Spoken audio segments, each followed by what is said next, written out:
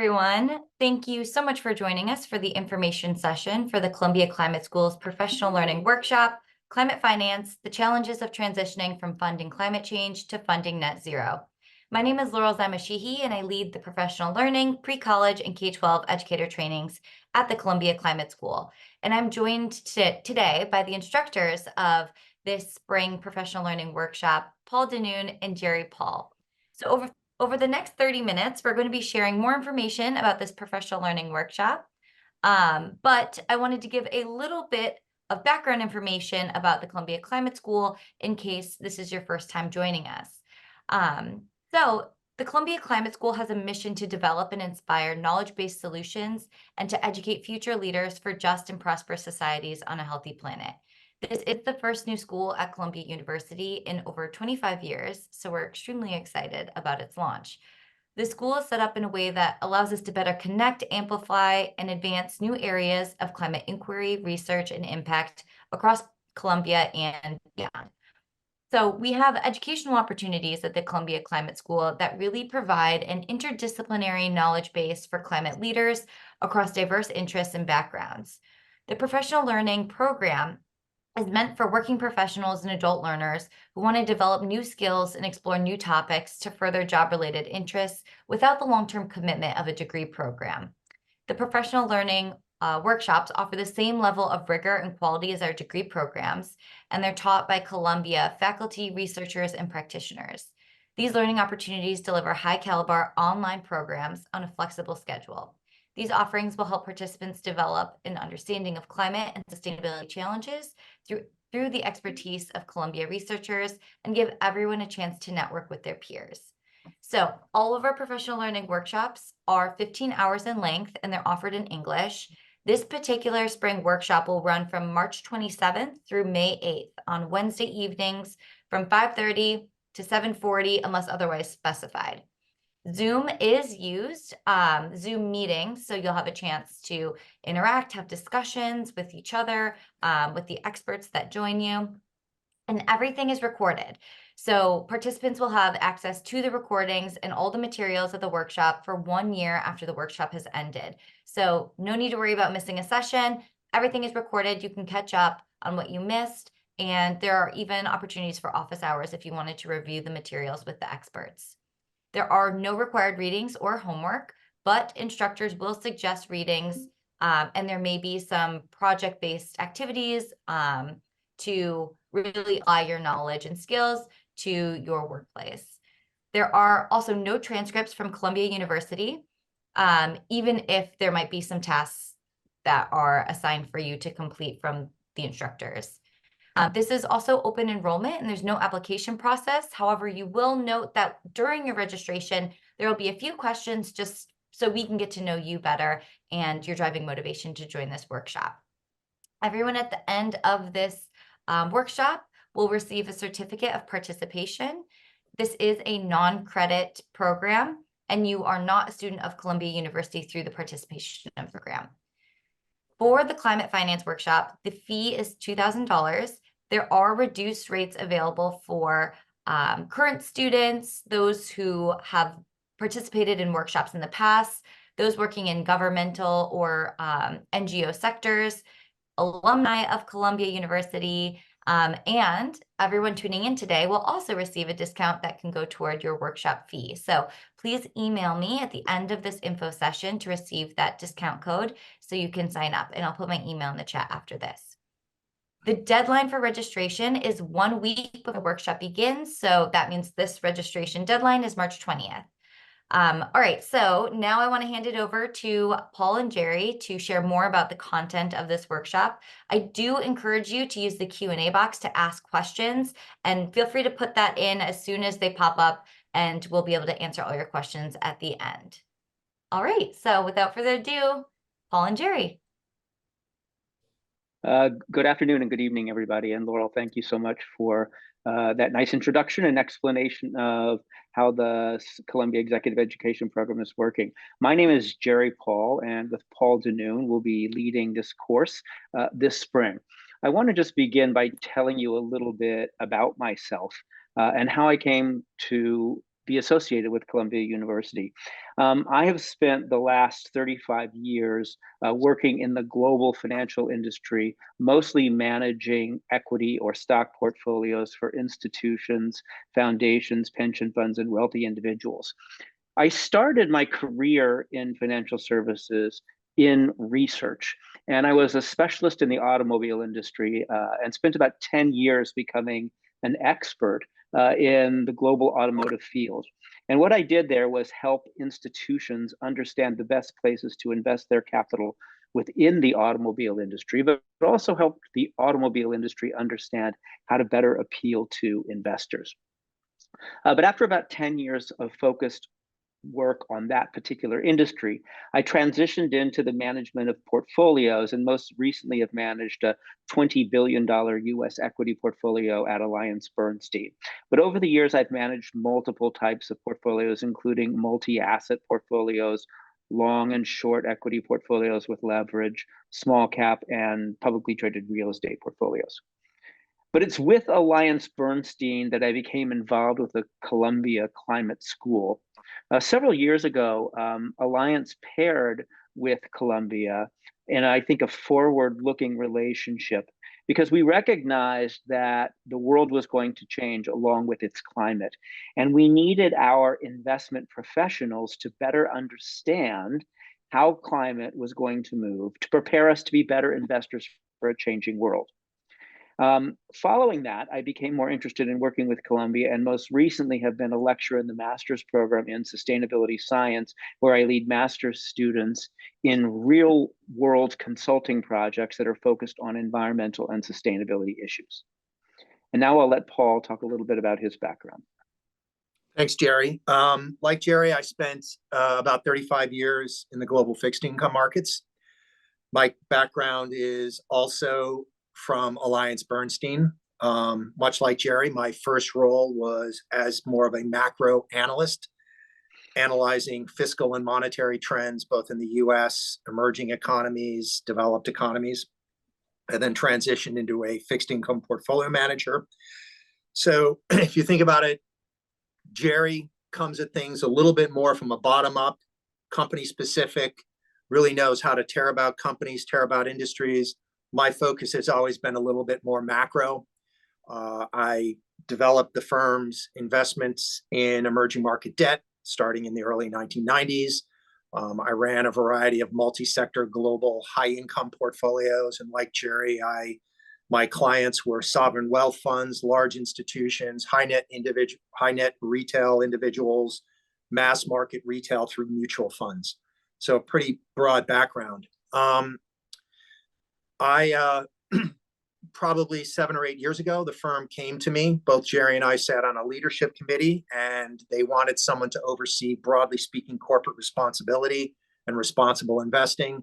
And that's really where my journey into investing and climate change began. And Gerry and I helped put together the training we put all of our analysts through.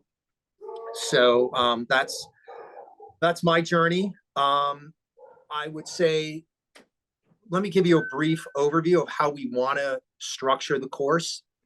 And I think first and foremost, we're not just going to delve into solutions right away or talk about green bonds or blended finance or debt for nature swaps. We're going to take a step back and start with a broader macro view of what needs to be financed, why it needs to be financed, break down mitigation, adaptation, what the numbers are telling us, give you an understanding of who has money, who makes the decisions, right? Before we can do climate finance, we have to understand exactly who controls the money. And it may amaze you, but probably won't surprise you, but I spent a lot of time speaking to policymakers across the globe, World Bank, IMF, individual finance leaders. And it always struck me how little understanding of the global financial markets there was out there. So first and foremost, Gerry and I want to bring to you that view and that understanding of some of the structural impediments that occur in the financial markets that are limiting the transition from what I've said is funding climate change, right? Funding actual climate change to funding the solutions to climate change. So, when we start out, we're going to, really dimension what is net zero? What are we trying to accomplish? What are the global financial markets look like? What are the cost estimates of action and inaction? So what are we talking about? What are those costs in relative to the size of the global financial markets? Where's that money going to come from? And, it's not a one size fits all. There's early stage investment. There's large macro projects that need to take place. So we want to do that, give you an overview of the global financial markets. Once again, the current state of climate financing, what's being done, how much dirty financing is left, how much clean financing. Gerry's going to spend a lot of time going through what he's calling the economics of climate finance, and that's that whole impediments. I may turn it over to him in a second. I've spent a lot of time, and my research now is really on carbon pricing and carbon markets. So we need to delve into that. Gerry's going to cover the Inflation Reduction Act and different ways governments act to incentivize climate finance. We also are going to bring in some experts and people who have specific expertise in areas.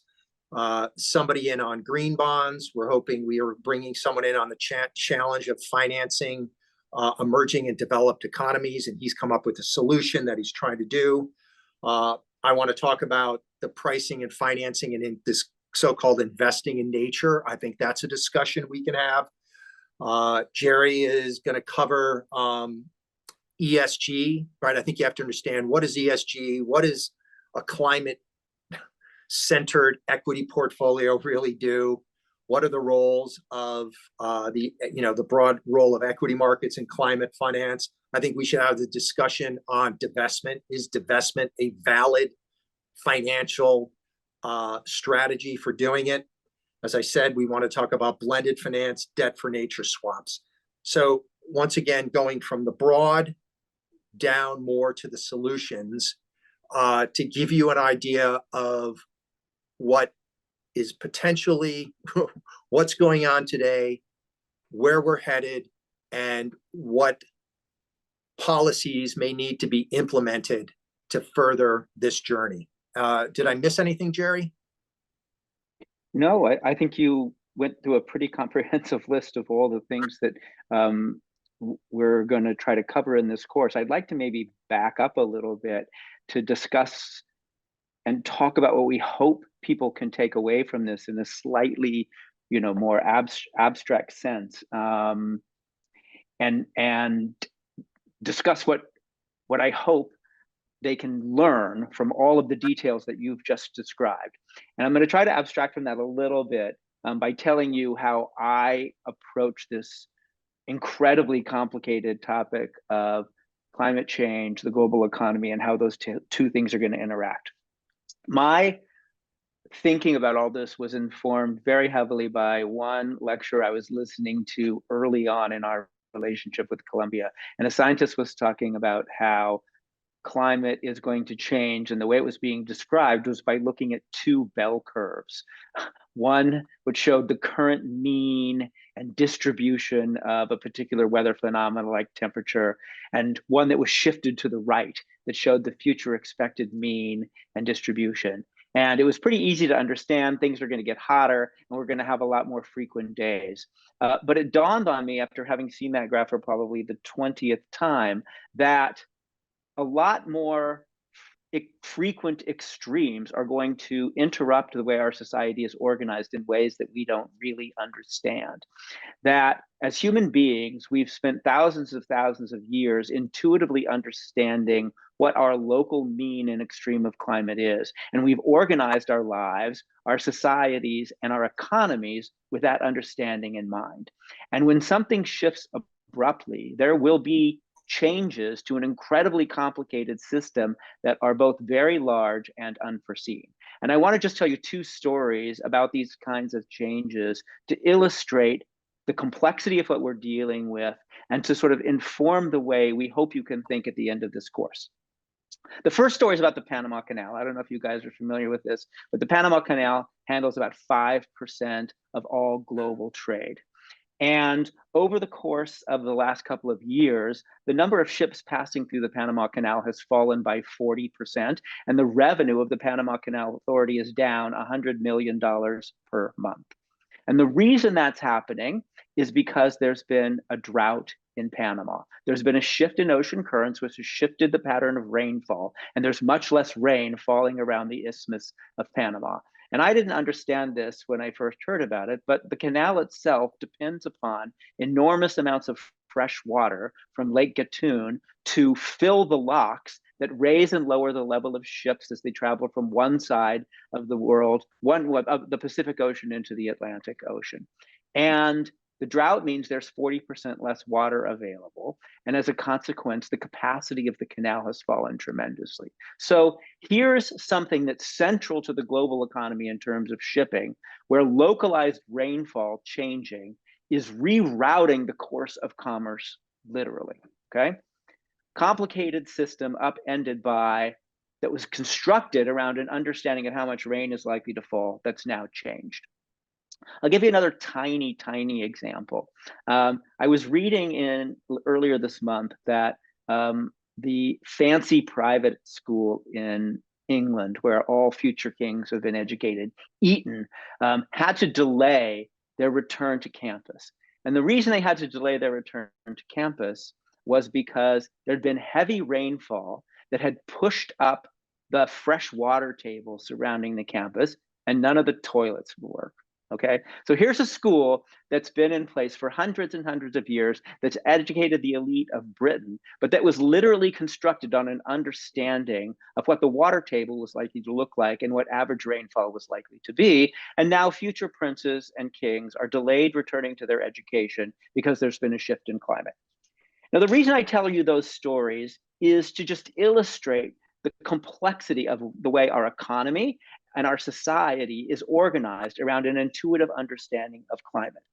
And if we are going to discuss using the tools of a very complicated financial system to start to manipulate human behavior in a way that has an effect on carbon emissions, global greenhouse gas concentrations, and ultimately climate itself, we need to think very carefully about which levers we pull and what the intended consequences of those are likely to be and what the unintended consequences of those are likely to be.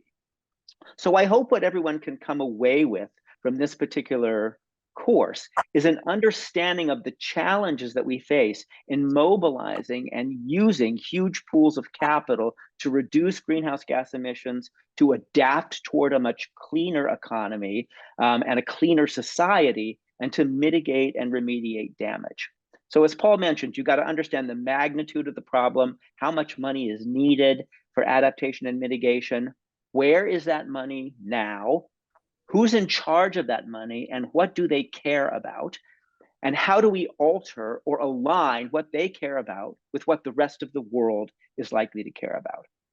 How do we make sure that new technologies that hold promise are getting funded, and that we have the financial incentives aligned to best manage that technological transition?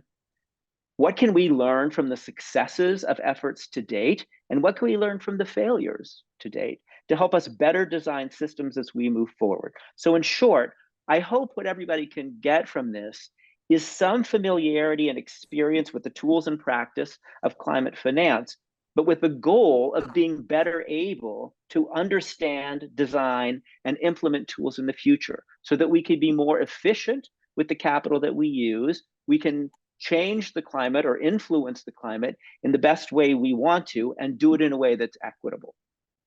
So that's really the broad set of learning objectives that I hope the 7 sessions that we're going to spend together can lead us all toward.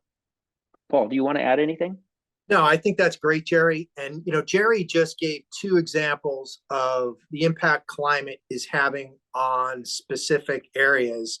And, one of the topics we do want to cover is this concept of adaptation. So a lot of people focus in on mitigation, new technologies, solar panels, wind farms, carbon dioxide removal, all of these technologies which will help mitigate GHG emissions. But we also have to think through, and we want to really focus in also on not only the mitigation, the adaptation, and talk about the different tools, because once again, a tool for one may not be appropriate for another. And at the end of the day, I know there are some questions in there. I'll go to the Q&A. I think a few people are wondering, do you need a background in finance? Absolutely not, right? We're not expecting you to really understand finance. We'll try and give some basics there. There may be some concepts that if somebody does not understand, please just email us and say, I don't really understand what that is. How do you, what is discounting? What is a discount rate? What are these? We may hit some financial jargon, and there is no such, if you do not understand, you need to ask. So we're not expecting you to come in with a big background in finance, nor are we expecting you to come in with a big background in climate change. We want to meld the two together, and we really want to make this a fun, informative workshop that makes you more knowledgeable about what needs to be done, understanding when someone is, excuse my French, bullshitting you, and also, just understand the role and advocate for the correct policies that are taking place. So we're going to come back, and I would like to say that Gerry and I have all the solutions. We don't. We're going to present some solutions. We're going to present some problems, and hopefully have a robust discussion on where we need to go. Yeah, I want to echo Paul's comment that you don't need a background in finance or economics. I mean, I happen to have one, but I will do, and I know Paul will as well, my very best to explain what sometimes appear to be complicated financial topics in as simple a form as possible and in as concrete a way as possible. I think sometimes people in the financial world like to make things abstract and more complicated than they really need to be. And I like to try to make them as concrete and simple as I can. And so we'll do our very best to explain things. And as Paul mentioned, if for some reason it's not making sense to you, we'll find another way. Yeah. Great. We have another question in the chat. Someone asks, what would you say the breakdown on focus of private versus public solutions be in this workshop series? Boy, that's a great answer. I'm not sure I have an answer to that, but I would say it's going to be 60-40, 50-50. But we're going to go through, and the other thing we need to debate is where private and public finance intersect with the so-called concept of blended finance. But I actually, coming to think of the numbers, I think the public sector has to play a significant role. And as we go through the numbers, you'll begin to see, how much money needs to be spent on adaptation. And a lot of that needs to come through the public sector. Yeah, I think it's an interesting question. And my takeaway from it is it's hard to know where one starts and the other begins. If you look at in my opinion, the sort of cause of climate change, it's economic activity where the full costs aren't borne by those that are making the money, right? Like to put it into jargony terms, all the harm gets socialized, meaning if I'm a power plant in the United States, I can spew off a lot of emissions. That makes the world worse for everybody else, except I'm still making money from selling power to my customers. And I'm not paying the full cost associated with the damage I might be doing. So where's the public begin and where does the private end? I think much of what we're going to see is that public money in adaptation plays a role in readying technology and markets so that private capital will then be willing to step in. So it's providing an assist and a boost. So in that sense, it's really hybrid. But then there are also problems, real damage in poor countries where the private sector is unlikely to step in, and this is going to be largely a public issue that has to be dealt with. No, and there was a question, are you going to focus on more US vehicles? You know, I want to discuss all vehicles. I want to discuss, you know, what's come out of the UN, the different vehicles have been set up there, the role of the World Bank in blended finance, the IMF, the role of different initiatives from the US as mentioned here. So we really want to balance it. And this is not just a focus in on the equity markets. It's a focus on the equity markets, the bond markets, the public sector, the private sector.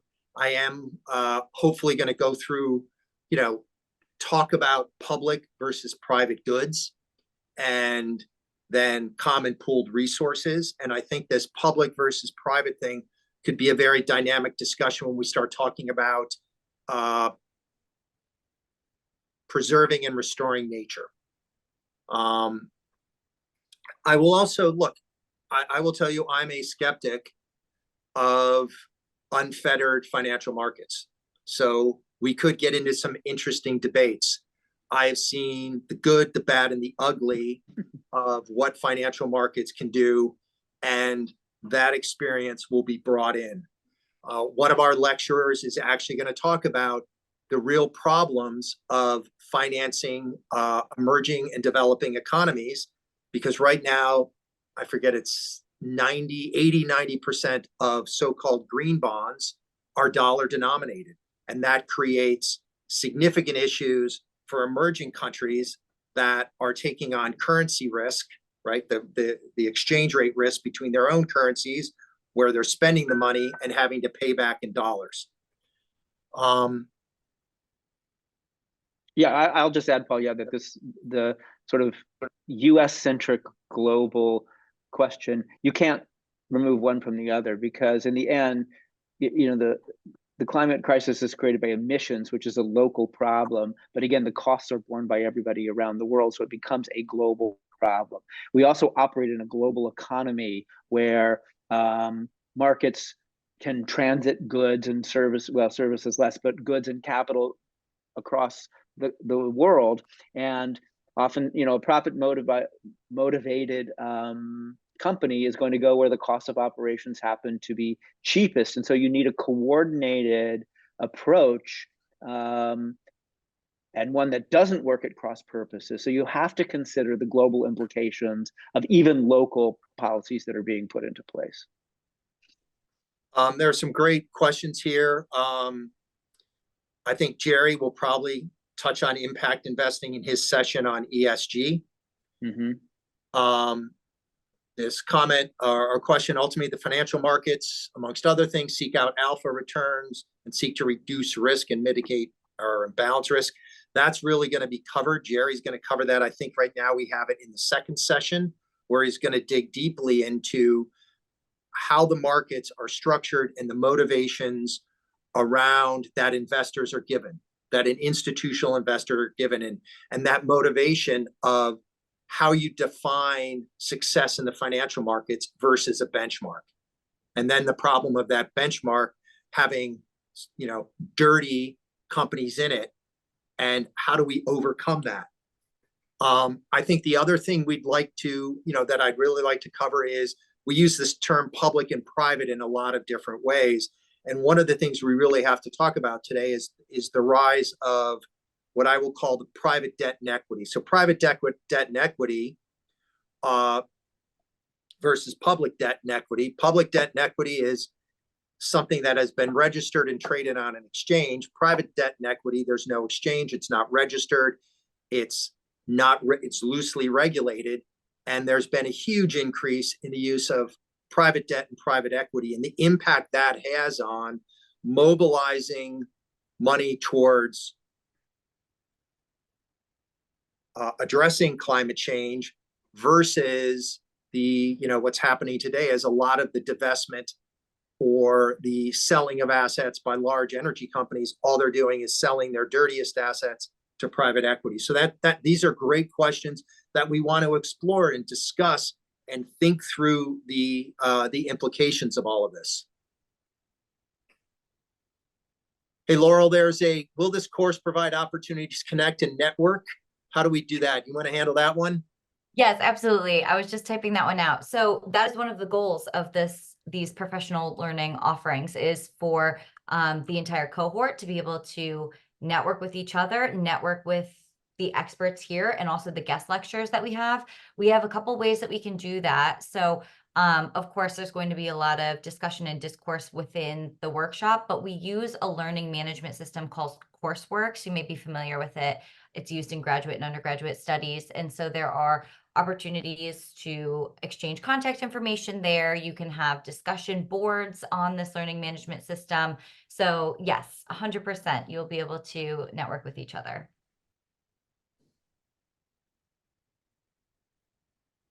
All right.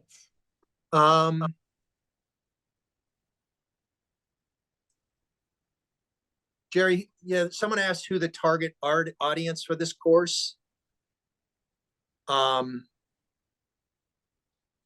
I think there's a broad application for people who are dedicated to the idea of, how do we address climate change and mobilize the money.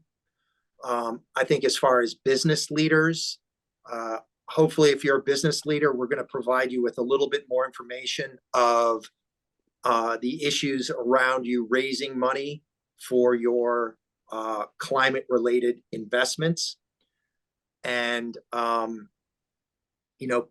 be a better consumer of financial products and understand what, truly delve deeper into what the product says it's doing and what the product is actually doing. Climate risk from a financial standpoint, yes, we will address that. I think that's going to be in that risks and opportunities. I'm of the opinion, and I'll make the case, that I think historically the risks have been way underestimated. And in my view, the risk around climate change probably has not been fully priced into any financial market at this point. Gerry and we can debate that. That's my personal opinion. How would you answer the question on modeling, Gerry? Let me look at it. Oh, is this course purely theoretical, or does it involve some modeling? I'm actually not sure of that distinction between theoretical and modeling. The course will not involve any modeling. As Laurel said, there's not going to be any homework. But I don't consider the course to be purely theoretical. What I'd like you to come away with is an understanding of the theoretical concepts that are going to underpin the analysis that we're describing, right? But when we dive deep into the way the Inflation Reduction Act, for example, is changing the profile of electric generation in the United States and what the ramifications of that happen to be, we're going to talk about the difference between a tax credit and a carbon tax, and what's unique about this particular type of tax credit that makes it more or less effective, and who is it targeted toward, and what individual technologies is it appropriate to be applied to versus others. So it will get quite sort of practical. But as I said at the outset, there's not going to be any modeling. So I think we're going to run the spectrum from theoretical to help provide the foundation of understanding to practical through the application of those tools, but without any financial modeling.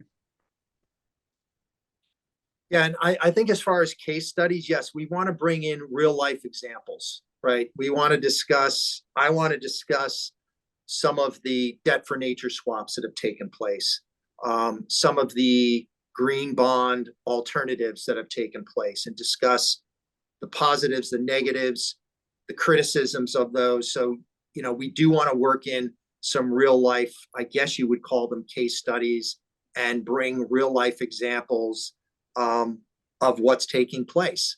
An example of that would be, I think we need to, at some point, discuss a lot of the initiatives that are taking place. There was the Glasgow Financial Alliance for Net Zero, which spawned, an insurance alliance, a banking alliance, all these different alliances. And those alliances are beginning to fall apart because of some concerns in the US over antitrust and banks and insurance companies realizing they can't adhere to those guidelines as quickly as those guidelines want. So this is a complex problem. Hopefully we will address all of this. On the global debt burden, yes, that those issues can be addressed when one of our colleagues from Columbia will come in and talk about the challenges of funding the transition in emerging markets. So, emerging economies come into this with already significant debt burdens. Most of them are over leveraged in dollars. And we've seen this story before. So that is one of the problems that is facing these countries. The so-called Bridgetown Initiative, we'll discuss that, which came out of Barbados. Prime Minister Motley and one of her senior advisors came up with that. So there are just a wide array of case studies and topics and practical things that are happening.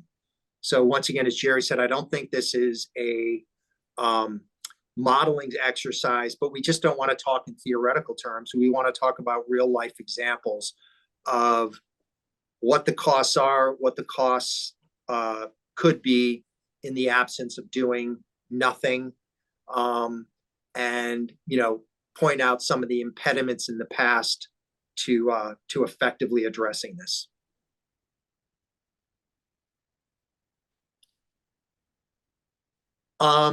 Market players in the sector, I think there will be a discussion of the structure of the financial markets.